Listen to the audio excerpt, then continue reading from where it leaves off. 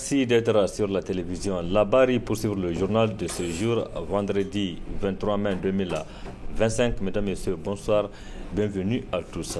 Depuis l'annonce du retrait du Niger, du Mali et du Burkina Faso, trois pays membres de l'Alliance des États du Sahel de la CEDEAO, les deux organisations sous-régionales se sont retrouvées autour d'une table pour la première fois hier, jeudi 23 mai 2025 à Bamako, au Mali. Un premier rapprochement entre ces deux organisations qui a suscité donc les réactions de quelques citoyens. Une rencontre conjointe entre la CEDEAO et l'AES ne peut accoucher de rien de bon parce que c'est deux extrêmes, c'est deux revers de la même médaille. L'AES se veut des pays engagés contre l'impérialisme qui prône l'affirmation du peuple africain. Et la CEDEAO est toujours restée l'esclave de maison qui se laisse dicter son comportement par l'Occident. Et toute chose qui a causé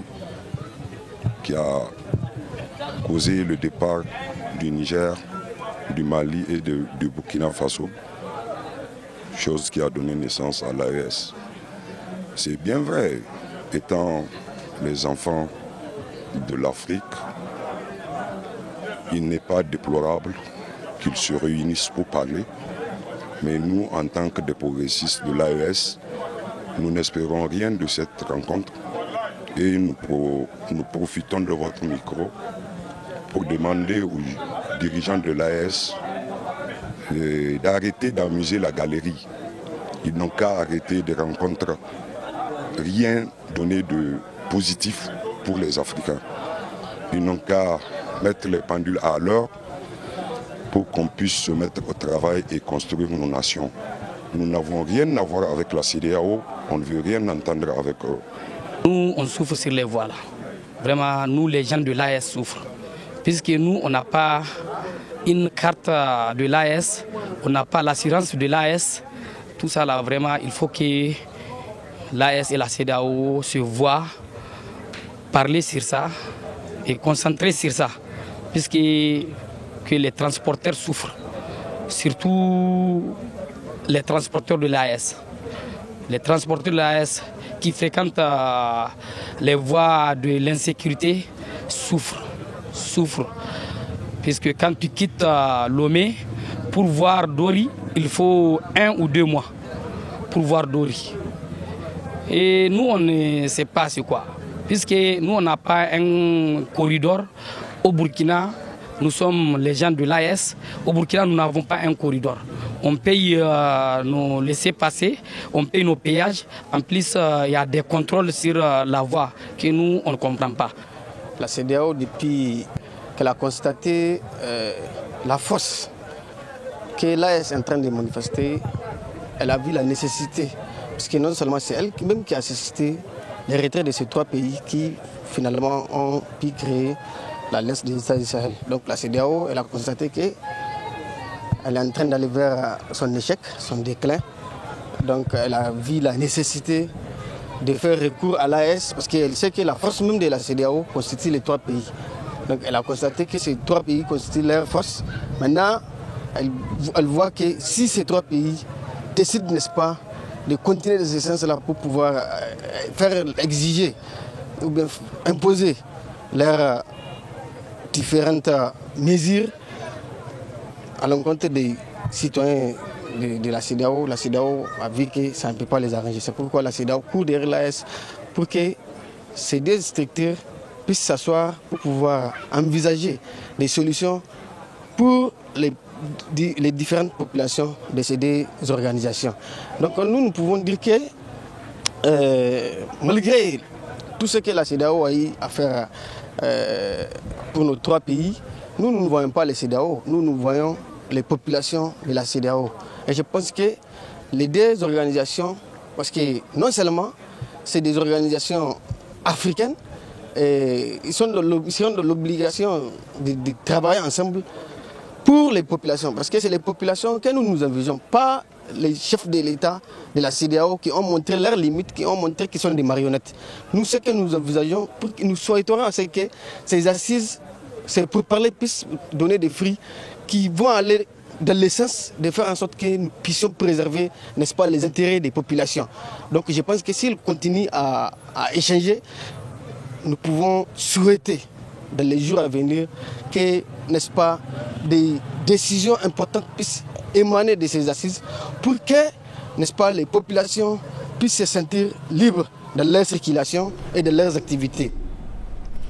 C'était là donc les réactions de quelques citoyens nigériens relativement à la première rencontre entre l'Alliance des États du Sahel AES et la CEDEAO depuis le retrait du Niger, du Mali et du Burkina Faso de cette organisation sous-régionale. Demain, samedi 24 mai 2025, débuteront sur l'ensemble du territoire national les épreuves sportives du baccalauréat session 2025. À la veille du lancement de ces épreuves physiques, les candidats se disent prêts à affronter les épreuves et les responsables des écoles appellent ces candidats à plus de sérénité. Reportage à Sakina Sadou Gazibo et Aboubakar Souley. À quelques jours du début des épreuves sportives du baccalauréat prévues pour le 24 mai 2025, l'effervescence est palpable dans les établissements. Entre entraînement intensif, motivation des élèves et logistique encadrée par les responsables scolaires, tout est mis en œuvre pour assurer le bon déroulement de cette étape décisive. Tout est fin prêt pour que nos candidats abordent ces épreuves du bac sportif, donc le 24 Inch'Allah. Ils ont effectivement reçu leur convocation. Donc, ils ont reçu les entraînements nécessaires et tous les conseils qui leur sont nécessaires pour que tout se passe vraiment dans de très très bonnes conditions. Nous n'avons actuellement aucune inquiétude. Tout ce qu'il faut est déjà là. Le conseil que nous donnons aux candidats, c'est d'être serein. Ils se considèrent comme sur leur terrain d'éducation physique habituel. Il n'y a pas lieu d'aller se troubler, il faut garder son sang-froid. Il faut mettre tout le sérieux qu'il faut parce que c'est déjà une partie de l'examen. Et donc il n'y a pas à négliger parce que la note d'éducation physique compte aussi pour l'admission au bac et de l'autre côté aussi pour l'obtention de la mention. Nous sommes à 100%. Nous sommes au stade de révision. Voilà. En ce qui concerne le bac sportif. Le moral est haut. Tout va de la discipline. Il n'y a pas d'épreuve sous-estimée. Je leur prodigue à tout moment d'être sage, d'être discipliné. Voilà. Rien ne peut aller de l'avant dans l'indiscipline. Les épreuves physiques du bac, souvent sous-estimées, représentent pourtant un coefficient non négligeable de la moyenne générale. Les élèves le savent bien et ne laissent rien au hasard. On n'a pas encore reçu nos convocations, mais on sait où on va passer le bac sportif. Et si c'est côté préparation là, je ne suis pas trop bac sportif. Je suis pas, comme vous voyez, je ne suis pas très sportif. Je vais faire de mon mieux et voir si je serai bien noté. On nous a montré tout ce qu'on devait faire. Ça n'a pas été facile, mais on va faire de notre mieux aussi. Concernant le bac sportif, on peut dire que ça va, puisqu'on s'est débrouillé, on a fait des exercices. À chaque fois, on essaye d'apprendre, ça va. Surtout pour l'enchaînement, c'est ça qui a été un peu difficile pour nous les filles.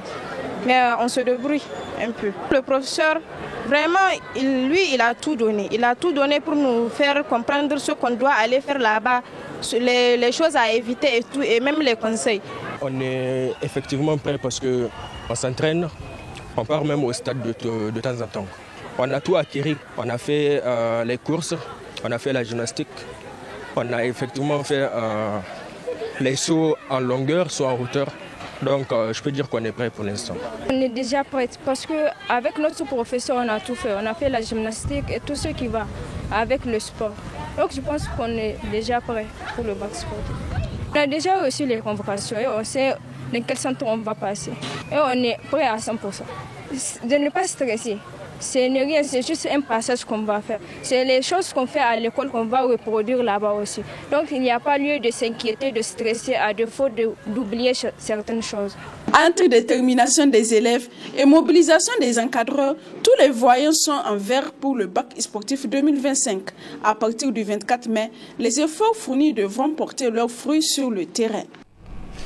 Merci Sakina. Bonne chance aux candidats à ces examens qui seront lancés demain samedi 24 mai 2025. En tout cas ici à Niamey, c'est le stade municipal qui est retenu pour le lancement officiel.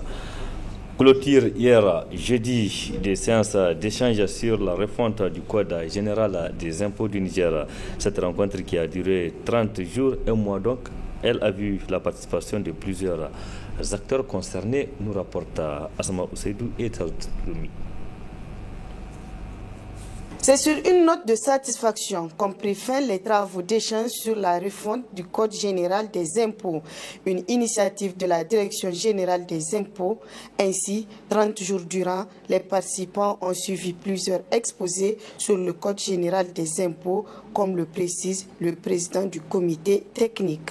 La présente rencontre m'offre l'opportunité d'adresser au nom de l'ensemble des membres du comité technique et métier tous nos remerciements à l'ensemble des parties prenantes qui ont rendu possible la finalisation de ces projets de Code général des impôts.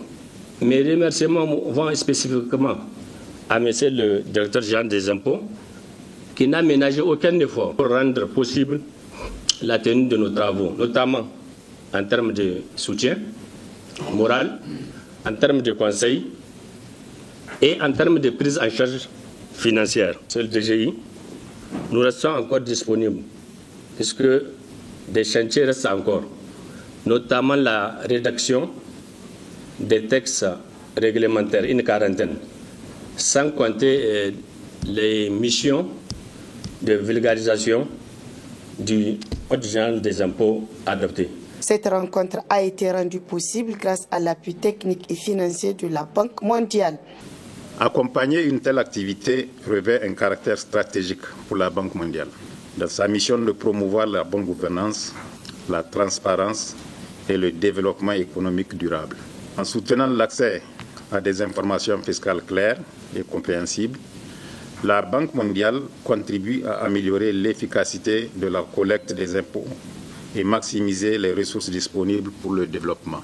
Cette assistance technique de la Banque entre dans le cadre du renforcement des capacités de l'État du Niger en matière de mobilisation des ressources internes pour laquelle plusieurs autres activités sont en cours d'exécution, dont, entre autres, la modernisation du cadastre nigérien. La Banque mondiale a toujours répondu présente à chaque sollicitation du gouvernement. C'est dans cette optique qu'au-delà de la cérémonie de clôture qui nous réunit aujourd'hui, je réitère la disponibilité de la Banque mondiale à accompagner le gouvernement dans le renforcement de ses capacités dans plusieurs autres domaines. Le directeur général des impôts a enfin réaffirmé au public que les objectifs visés à travers ces assises ont été atteints, d'où... À ce titre, je tiens à exprimer ma sincère gratitude à toutes celles et à tous ceux qui ont contribué avec détermination et professionnalisme à la réussite de cette première phase de sensibilisation. Nous plaçons de grands espoirs dans l'adoption et la mise en œuvre du nouveau Code général des impôts dont l'entrée en vigueur est prévue pour le 1er janvier 2026. Ce code est appelé à devenir, sous l'impulsion de son Excellence le général d'armée Abdrahmane Tchani, président de la République, chef de l'État et de son Excellence Ali Maman Lamine Zen, Premier ministre, ministre de l'économie et des finances, un instrument législatif fondamental pour renforcer la souveraineté financière et soutenir durablement le développement économique du Niger. Les séances de sensibilisation que nous avons organisées s'inscrivent dans le cadre des meilleures pratiques en matière de conduite de changement. Elles constituent la première phase de vulgarisation du nouveau Code général des impôts. Une deuxième phase, programmée après l'adoption du Code, attendue pour le 30 juin 2025 au plus tard, ciblera l'ensemble des parties prenantes du système fiscal afin de garantir une mise en œuvre concertée et harmonieuse à compter du 1er janvier 2026. Tous les participants à cette formation ont été outillés pour la mise en œuvre effective du Code général des impôts, ce qui permettra sans nul doute, au vu de la qualité des formateurs, d'améliorer de façon significative les conditions de mobilisation des ressources internes. Merci Assamaou Seydou. Le secrétaire général de l'Union des travailleurs du transport et assimilé du Niger, UTAN, Gamache Mahamadou, a, comme vous le savez, été interpellé le 20 mai dernier par la police judiciaire à la suite de la publication d'un communiqué sur l'attaque terroriste sur l'axe Terra-Dori qui a coûté la vie à certains conducteurs de camions. Après avoir donc passé quelques jours de garde à vue, Gamache a été relâché hier en fin de soirée. Ce vendredi matin, ses collègues donc réunis au sein de leur union ont rendu publique une déclaration dont la teneur est donc ici avec Moussa Idemeyaki. Il est le deuxième secrétaire général adjoint de l'UTAN.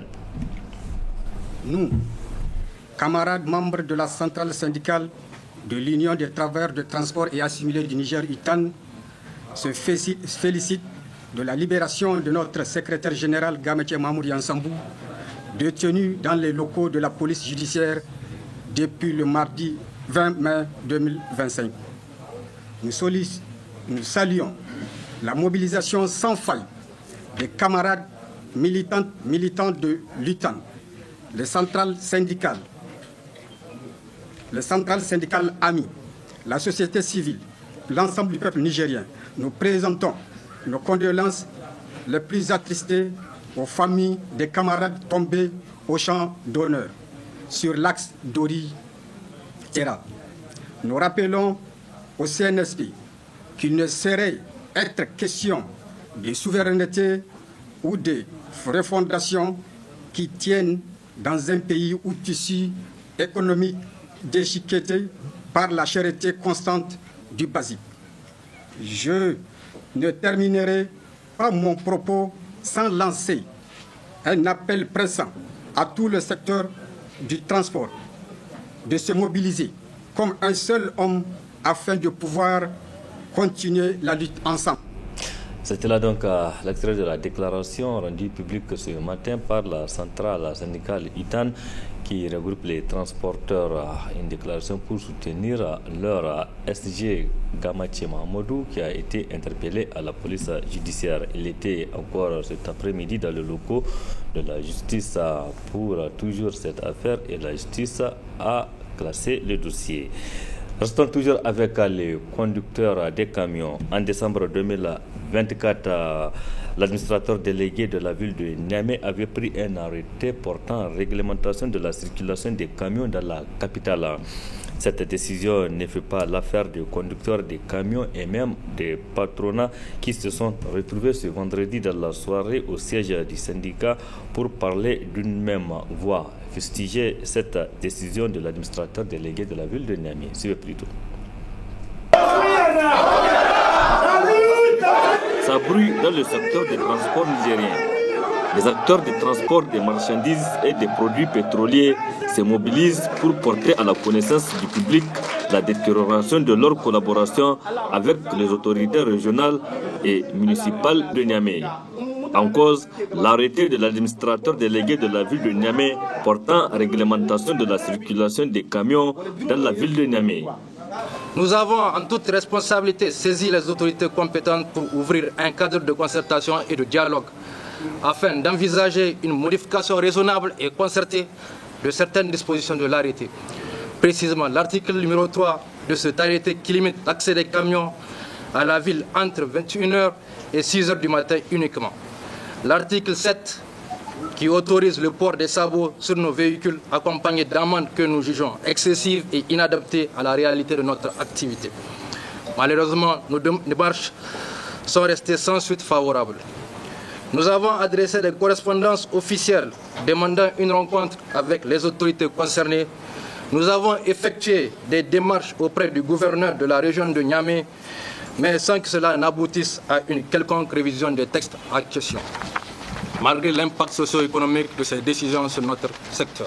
Cette décision des autorités municipales de la ville de Niamey ne sera pas sans conséquences dans les activités économiques quotidiennes.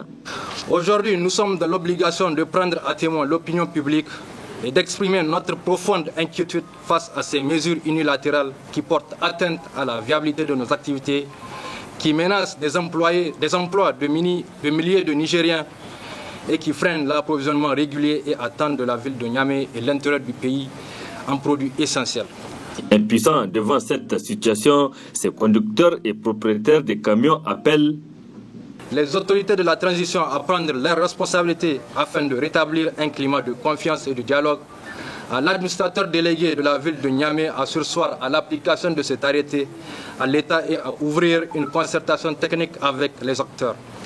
Faute de quoi, nous déchargerons toutes les marchandises conformément à l'arrêté du ministère du Commerce relatif au contrat de transport des ports d'embarquement au cordon douanier des pays de destination. Rien n'est encore tard. Les deux parties doivent trouver un terrain d'entente. Ces acteurs du secteur des transports restent en tout cas disponibles et ouverts au dialogue. Mais en cas d'échec, il n'exclut pas d'autres voies de recours pour se faire entendre, clame-t-il. Il vous souviendra que le ministre du Commerce et de l'Industrie a, à travers un arrêté, interdit l'exportation des moutons en produits à la fête de Tabaski qui s'approche. Une décision pour faire face à la spéculation, mais qui n'est pas la bienvenue chez les vendeurs et même chez certains acteurs de la société civile nigérienne, à l'exemple de El Hadji Salisu Amadou qui estime que le ministre doit revenir sur cette décision. Les bétails, nous, on les vend de tradition. Donc, nous, on les exporte. Donc, on a eu un pays agro-pastoral. Nous, de la façon de ce que nous avons cette richesse des animaux, ça nous permettra d'avoir un peu apaisé la situation du point de vue commercial. Ça, il faut d'abord le dire. Un. Deuxièmement, la plupart des animaux qu'on exporte, ce n'est pas à la consommation nigérienne. Comment un pays se développe? L'un des pays se développe du point de vue business en import et en export. Donc nous, on a la chance d'exporter dans ces pays qui nous demandent. En fait, la plupart de ces animaux, ce n'est pas pour la consommation nigérienne. La plupart de ces animaux qu'on exporte, ce n'est pas pour l'achat de ces Nigériens. Un Nigérien ne peut pas te faire calquer ou palper, ça veut dire que 500 000, 1 million, 2 millions pour l'achat de ces bétails. Et puis d'autre part, ce n'est pas en interdisant d'exporter les animaux là que ça serait à moindre coût pour les Nigériens. Non, pas du tout. Le prophète sallallahu a dit que ça tant que la plupart de ces animaux qui sont licites, les moutons et autres, le prophète sallallahu les a agrémentés, c'est-à-dire on dit en Hausa Allah Masa al-Baraka. Donc, quelle que soit la situation, tu ne peux pas avoir la rareté de ces animaux. Un. Deuxièmement, dans la chaîne aujourd'hui de ces animaux-là, de ces ventes à bétail, il y a à peu près 60% des Nigériens qui trouvent leur compte. Et la plupart du temps, c'est en faisant ce petit commerce que les gens essaient d'économiser pour 1 an ou 6 mois. La plupart de ces gens-là, ils ont misé sur la vente de ces animaux-là. Il y a des gens qui ont 10, 20, que c'est à l'occasion de cette fête qu'ils le font sortir pour vendre 8, 10 et maintenant égorger 1 ou 2 moutons jusqu'à ce que maintenant, ce qu'ils vont voir l'année prochaine, Dieu, qu'est-ce que le bon Dieu va faire. En interdisant, on fait plus du mal qu'en faisant du bien. Je le connais très bien, ce n'est pas pour le jeter des fleurs. Abdoulaye, ça veut dire que ce n'est pas quelqu'un qui est méchant. Non, il l'a fait de lui en pensant, en faisant du bien. Mais malheureusement, ça veut dire que c'est l'effet contraire. Les gens n'ont pas dit la vérité en face. C'est ça le problème. Les gens n'ont pas dit en fait le pour et le contre. En prenant une telle décision, il faut étudier le pour et le contre. Quel est l'effet contre que ça va produire sur le terrain? C'est dans ce cadre qu'il faut voir l'orientation par rapport à cette arrêté. Qu'est-ce qu'il faut faire? Moi je pense que ça veut dire que c'est de revenir. Il n'est jamais trop tard pour le faire. Je pense que ça veut dire qu'il faut revenir sur la décision. C'était l'acteur de la société civile nigérienne qui demandait au ministère du Commerce et de l'Industrie de revenir sur l'arrêté qu'il avait pris interdisant l'exportation des bétails en produits à la fête de Tabaski. Du sport, pour boucler ce journal, c'est pour parler de cette sortie médiatique cet après-midi du responsable de la communication de la Fédération nigérienne de football, la FENIFOOT. Il s'agissait pour Slimane Mohamed d'apporter des précisions sur le processus de l'élection pour le renouvellement du bureau exécutif de cette instance du football nigérien.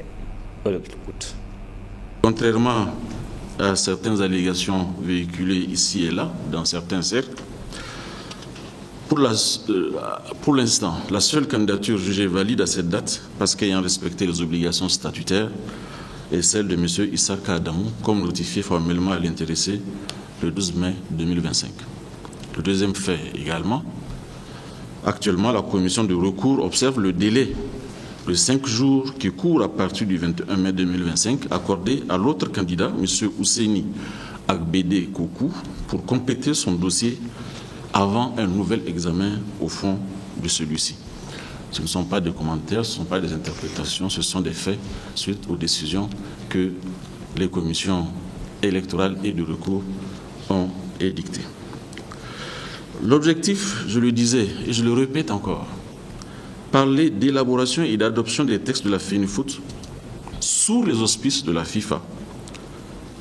Et dans ce cadre, d'ailleurs, je suis quand même assez bien placé pour en parler, parce qu'à l'époque, j'étais tout simplement secrétaire général de la Fédération nigérienne de football.